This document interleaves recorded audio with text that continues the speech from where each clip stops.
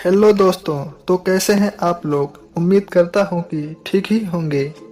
एके story channel में आपका स्वागत है। आज की कहानी है उनके लिए जो सोचते हैं कि उनके जीवन में प्रॉब्लम बहुत सारी है। तो फिर चलिए शुरू करते हैं। एक गांव में एक इतना गरीब लड़का था कि वह हर रोज खाने के लिए भटकता रहता था और कहीं ना कहीं से खाना इकट्ठा करता था, पर हर रोज उसका खाना गायब हो जाता था। एक दिन उसे पता चला कि एक चूहा उसका खाना चुराता है, तो उसने उस चूहे को पकड़ा और उससे पूछा कि तुझे पता है मैं इतना गरीब हूँ, फिर भी तू मेरा खाना चुराता है। अगर तुम्हें चुराना ही है तो किसी अमीर का क्यों नहीं चुराता। तो वह चूहा बोला कि तेरी किस्मत में जो कुछ चीजें लिखी हैं वही मिलेगा। भले तू कितना कोशिश कर ले, भले तू कितना भी इकट्ठा कर ले, उसे अपने पास नहीं रख सकता। यह जानकर लड़का बहुत शौक हो गया कि ऐसा कैसे हो सकता है। तो चूहे ने कहा कि अगर तुझे जानना है कि तेरी किस्मत में क्या लिखा है तो भगवान बुद्ध के पास जाना पड़ेगा। वही तुम्हें बता सकते हैं कि तुम्हारी किस्मत में क्या लिखा है। इसीलिए वह लड़का भगवान बुद्ध से मिलने के लिए निकल पड़ा। चलते चलते बहुत रात हो गई थी, इसीलिए रास्ते में उसे एक हवेली दिखी और उस घरवाले से एक रात रुकने के लिए इजाजत मांगी और उसे इजाजत मिल भी गई। उस हवेली वालों ने लड़के से पूछा कि वो इतनी रात को कहाँ जा रहा है। तो उसने कहा कि मैं बुद्ध के पास जा रहा हूँ अपनी किस्मत के बारे में पूछने के लिए। तो हवेली वालों ने लड़के से कहा कि तुम भगवान बुद्ध से हमारा भी सवाल पूछोगे। हमारी एक 16 साल की लड़की है जो बोल नहीं सकती, तो क्या करे जिससे उसकी आवाज आ जाए। उस लड़के ने कहा कि जरूर पूछूंगा आपका सवाल, और उसने उनको धन्यवाद कहा और सुबह वहां से निकल पड़ा। आगे रास्ते में बहुत बड़े बड़े बर्फ के पहाड़ थे। वह बड़ी मुश्किल से पहाड़ पर चढ़ा। उसे वहां एक जादूगर मिला। जादूगर ने लड़के से पूछा कि वह कहाँ जा रहा है। तो उसने कहा कि भगवान बुद्ध के पास जा रहा हूँ अपनी किस्मत के बारे में पूछने के लिए। तो जादूगर ने कहा कि क्या तुम भगवान बुद्ध से मेरा यह सवाल पूछोगे।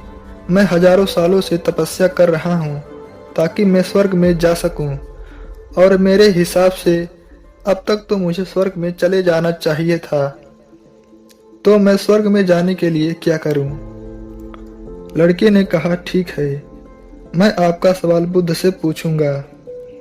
उस जादूगर के पास एक छड़ी थी। उस छड़ी की मदद से उस लड़के को बर्फ के पहाड़ के उस पार पहुंचा दिया। जब वह आगे बढ़ा तो उसके सामने बहुत बड़ी चुनौती थी।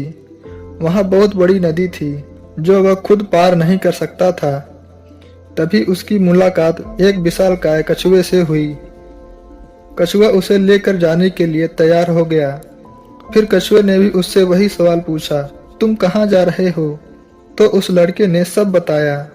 तो कछुए ने भी एक सवाल पूछने के लिए कहा, मैं 400 सालों से ड्रैगन बनने की कोशिश कर रहा हूँ, पर अभी तक नहीं बन पाया। तो मैं ऐसा क्या करूँ जिससे मैं ड्रैगन बन जाऊं।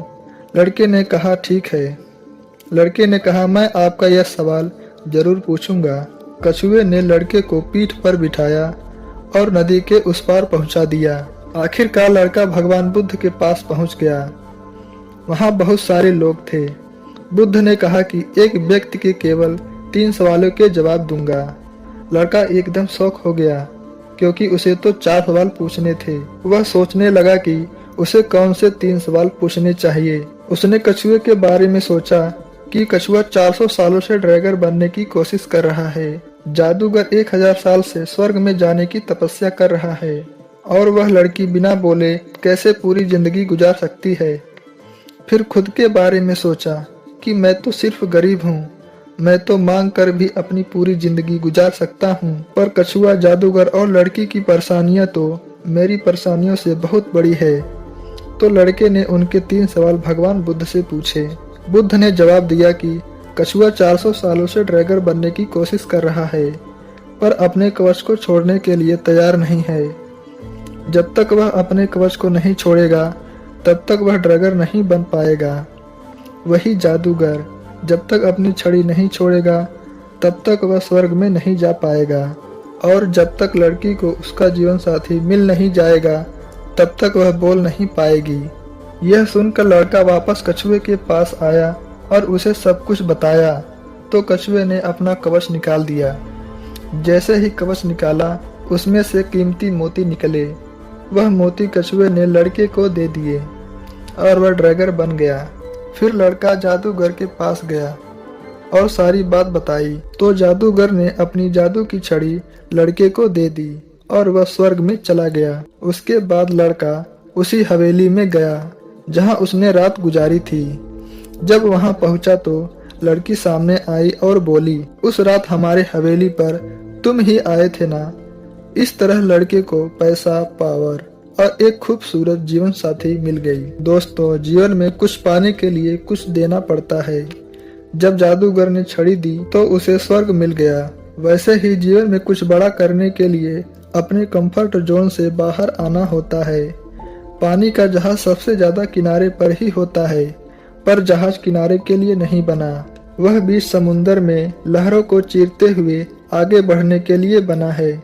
इसीलिए जीवन में कुछ बड़ा करने के लिए रिस्क तो लेनी पड़ेगी।